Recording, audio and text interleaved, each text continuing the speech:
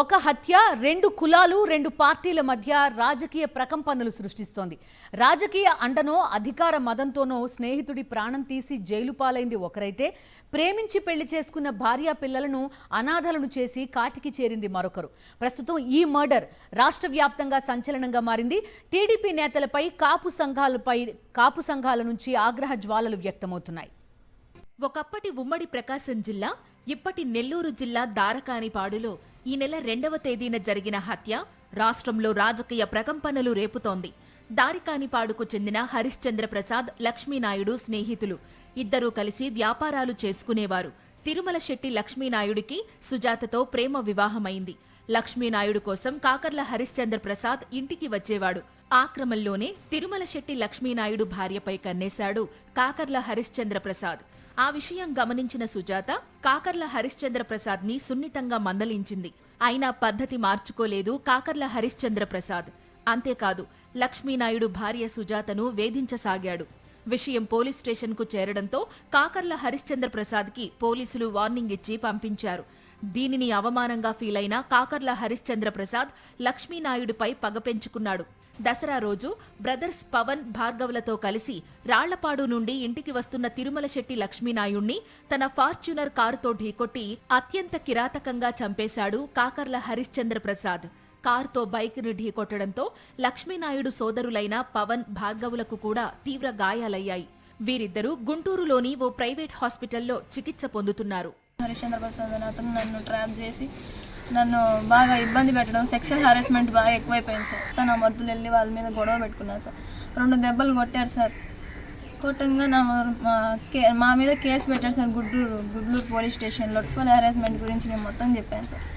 చెప్పంగా ఇది మేము స్టేషన్కి వెళ్ళి వచ్చి 3 రోజులు అవుతుందో లేదో, దసరా రోజు అక్టోబర్ 2వ తారీఖు నా భర్త ట్రాక్టర్ పేపర్ల కోసం అని చెప్పి కందుకూరు వెళ్తున్నామని చెప్పి నా భర్త బయలుదేరారు సార్.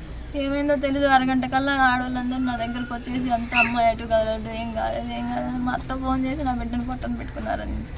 లక్ష్మీనాయుడు హత్యపై కాపు సంఘాలు భగ్గుమన్నాయి. అన్నదమ్ముల్లా కలిసి ఉన్నామని నమ్మబలికి ఎన్నికలయ్యాక కాపులపై కమ్మ నేతలు కక్ష సాధిస్తున్నారంటూ కాపు సంఘాలు మండిపడుతున్నాయి. హత్య జరిగిన వారం రోజుల తరువాత కాకర్ల హరిశ్చంద్ర ప్రసాద్ ని, అతని తండ్రి కాకర్ల మాధవరావుని అరెస్టు చేశారు పోలీసులు.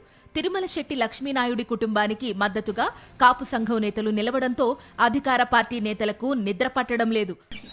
ఎవడైతే ప్రోత్సాహం ఉంటుందో వాడిని జీవిత ఖైదు శిక్ష పడే విధంగా చట్టాన్ని ఎక్కడా లొసుకులు లేకుండా సాక్షులను కూడా సరైన వాళ్ళని బిగించేసి చాలా పకడ్బందీగా చేయాలి. రెండో విషయం, ఎవరైతే వాడికి సపోర్ట్గా కత్తులు, రాడ్లు తీసుకొని వెళ్ళి ఇంతమంది వాడిని మళ్ళీ సేఫ్గా మళ్ళీ తీసుకొచ్చుకోవడానికి వెళ్ళారో వీళ్ళందరినీ ముద్దాయి స్థానంలో పెట్టాలి. వీళ్ళకి వాడు ఆస్తులు అమ్మి 100% మొత్తం వీళ్ళకి స్వాధీనం చేయాలి.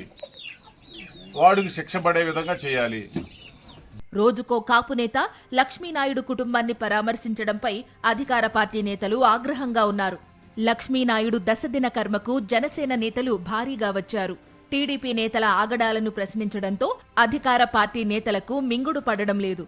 అధికారంలోకి వచ్చాక కాపులను అత్యంత కిరాతకంగా చంపడం ఏంటని, తాము తలుచుకుంటే మీ గతి ఏమవుతుందో తెలుసుకోండి అంటూ కాపు సంఘం నేతలు అధికార పార్టీ నేతలను ఘాటుగా హెచ్చరిస్తున్నారు.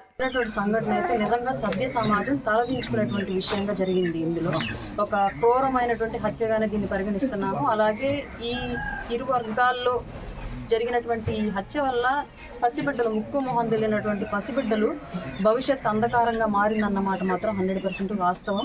ఏది ఏమైనా లక్ష్మీనాయుడు భార్య సుజాతకి చిన్న వయసు కావడం, 3 సంవత్సరాలలోపు పిల్లలు 2 ఉండడంతో లక్ష్మీనాయుడు కుటుంబం ఆర్థిక సహాయం కోసం ఎదురు చూస్తోంది. సుజాత కుటుంబాన్ని ప్రభుత్వం ఆదుకోవాలని కాపు సంఘాలు డిమాండ్ చేస్తున్నాయి.